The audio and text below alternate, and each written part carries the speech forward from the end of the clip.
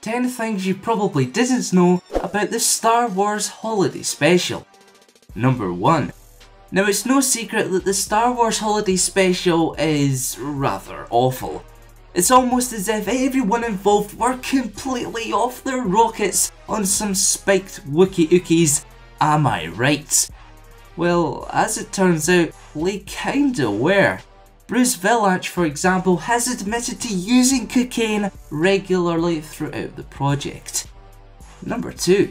As if intoxicated writers wasn't bad enough, producer Mitzi Welch has described a sequence involving Diane Carroll as a softcore porno that would pass the censors. Fair enough, I suppose. Number 3. When aired in Sweden, the holiday special was titled Star Wars and Peace, or as I like to call it, Stjärnornas krig och fred. Nailed it. Number 4. Bizarrely, both The Hollywood Reporter and Starlog magazine praised the holiday special upon release, so much so that the latter publication described it as one of the most ambitious television spectaculars ever attempted by an American network. Number 5.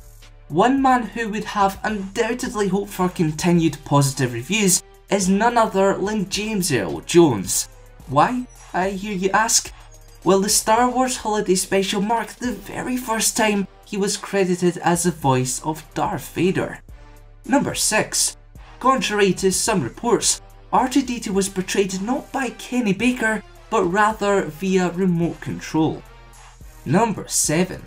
Another character you may have confused for another is Sean Dan. In fact, the jovial trader strikes an uncanny resemblance to Lando Calrissian in early drafts of The Empire Strikes Back. George Lucas's notes, for example, refer to the character as a gambler who runs a general store on the Wookiee planet and a guy who trades with the Indians, whatever that means. Number 8. Speaking of the Wookiee planet, Kashyyyk was one of the names George Lucas considered when naming Kashyyyk. Number 9.